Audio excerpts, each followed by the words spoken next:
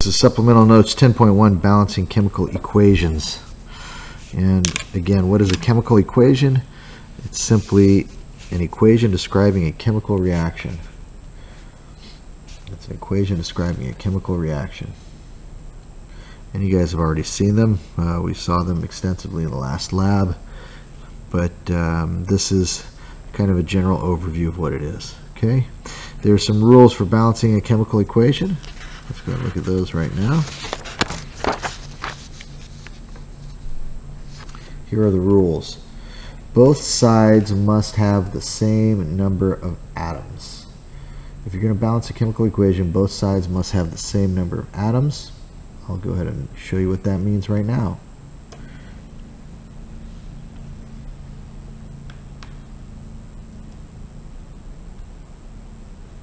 Let's see, we have the following chemical equation. Carbon plus oxygen yields carbon monoxide. Okay, let's go ahead and draw a little chart here. This represents the left side of the equation, and this represents the right side of the equation. And when I say the left and the right, what I mean is on the left side of the arrow and on the right side of the arrow.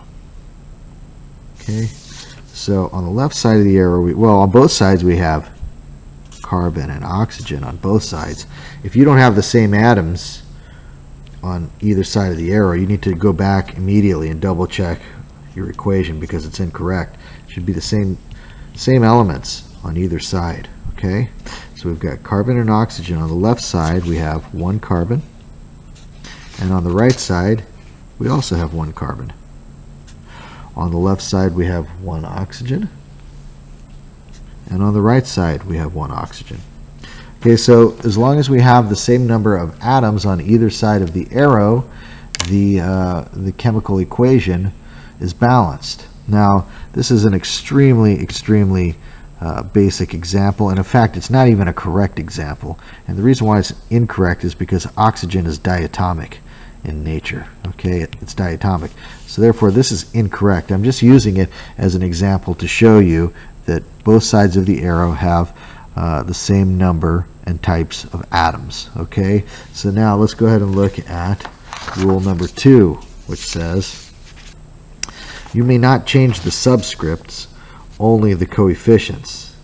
You may not change the subscripts, only the coefficients. So what does that mean? How you would really write this, or how you would find this equation in reality, would be this. Carbon plus O2 yields carbon monoxide. Okay, now we follow the same principle here. We can draw our T-chart. We have the left side and the right side. Again, we have carbon, we have oxygen. And we have one carbon on the left, one on the right. But oxygen on the right, we've got two. I'm sorry, oxygen on the left, we have two. And on the right, we have one. So what do we do? Well, we may not change the subscripts, only the coefficients. I cannot put a 2 right there because that, well, let me just do this. What's a subscript and what's a coefficient? So in H2O, this is a subscript. Okay, if I were to put a 2 in front here saying I have 2 water molecules, that's a coefficient.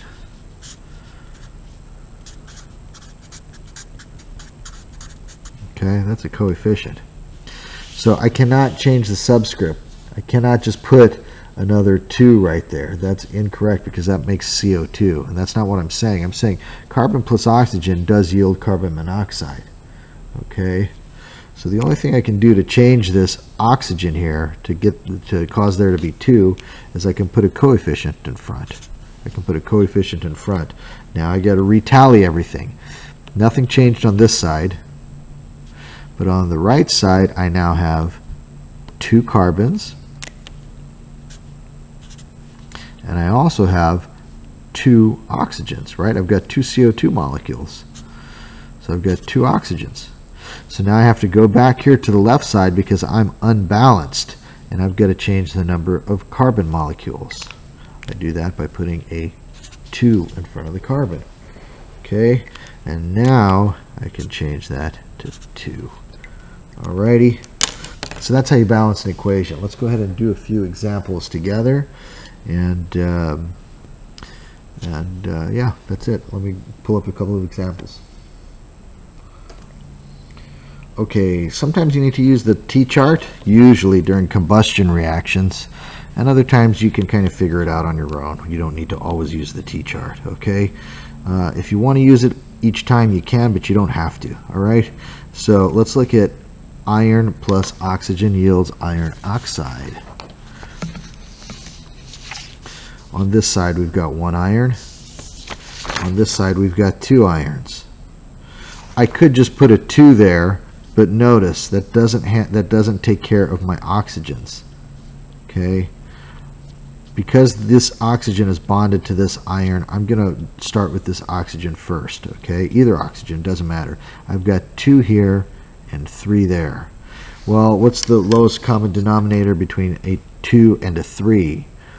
It's a 6, right? So what I can do is, to get 6 oxygens, I can put a 2 there. 2 times 3 is 6. And now I've got 2 oxygens here, so I can put a 3 there to give me 6. Alright? I've done that. My oxygens are now balanced. However, I have 2 times this Fe2. Right? Remember, this 2 here is multiplied times everything that comes after it. Okay? So 2 times Fe2. 2 times O3. Well, 2 times Fe2, that's 4, so I'm going to put a 4 in front of the iron. That's example 1. That's pretty simple. The combustion reactions where you get something plus O2 is where we get a little bit trickier. So I'm going to pull up that example next. Let's actually do another easy example before I start to show you the more difficult ones. So we have Fe plus Cl2 yields FeCl3, iron chloride. Okay, iron 3 chloride. So we've got a Cl2 and a Cl3. Same principle as before. We've got a 2 and a 3. The lowest common denominator is 6. So to get that 6, I'm going to have to put a 2 there. 2 times 1, Fe is 2, times 3 Cls is 6 Cls.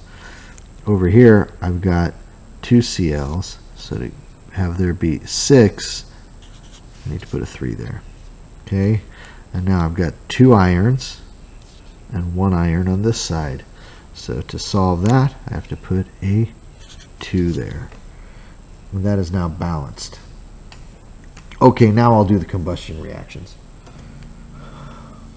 Okay, example 3 is a combustion reaction. My advice to you when you see combustion reactions, solve your O2 last. Solve it last, and there's a reason for that.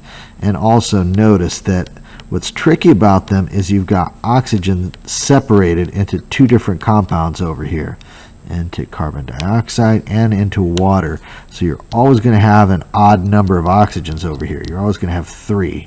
Over here, there's always going to, well, not always, but a lot of times, because this hydrocarbon might have oxygen in it too, right? But you solve this oxygen at the end, and I'll show you why later. You're going to want to, excuse me, the lights just went out. Okay, you're going to want to draw your T-chart for these because it's easier to solve them this way, trust me. Okay, you got carbon, hydrogen, oxygen. On the left side, 2 carbons. On the right side, 1 carbon. On the left side, 4 hydrogens. And on the right side, 2 hydrogens. On the left side, 2 oxygens. And on the right side, 3 oxygens. Okay, let's try to solve, shall we? Let's first look at, let's go ahead and solve our carbons first. Okay, let's go ahead and put a 2 in front here. And so now that gives us 2 carbons. That also gives us On this side, 4 oxygens plus 1. That's 5 oxygens on the right side. Okay, let's do hydrogen next. Hydrogen, we've got 2 here, we've got 4 there, we can put it 2. So now we've got 4 hydrogens. Again, that changed our oxygen count. We've got 2 times 1 is 2, plus 4.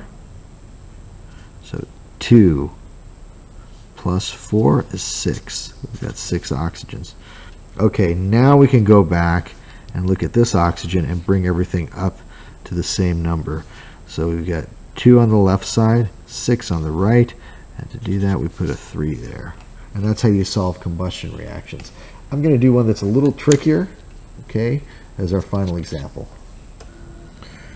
Okay, here, last example. This is a difficult one, but you can learn this too. It's not a big deal. You draw your chart first. C, H, and O. Okay, on the left side we've got 7 carbons, and on the right side we've got 1. On the left side we've got 16 hydrogens. On the right side we got 2. On the left side we got 2 oxygens, and don't forget right side 3. Alright, again, save this one for the very end. I'll show you why in a minute. And let's go ahead and start by solving our go ahead and do carbons first, I guess. So we've got, let's put a 7 in front here. We've now got 7 carbons. We've got 14 plus 1 oxygen. So that's 15. Let's go ahead and do our hydrogens next. We'll put an 8. Oops, let's put an 8 in front here. Okay, that gives us 16 hydrogens. So we've got 14 plus 8. What is 14 plus 8? Sorry, I had to do the math off camera. Drew a blank there. 14 plus 8 is 22. Okay, 14 plus 8 is 22. So let's go ahead and do that. We've got 22 of these things. Okay, 22 of these. And now we go back and let's see. We've got 2 oxygens, and we're going to make that 22 by multiplying times 11. That actually wasn't as difficult as I hoped it to be.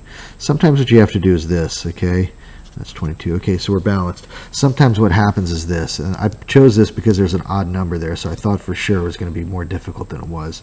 But sometimes what happens is you have to bring everything up to 0.5. You can say something like 7.5 O2s, right? But you have to get rid of that 0.5 there. So what you can do to get rid of it is you can multiply the entire thing by 2.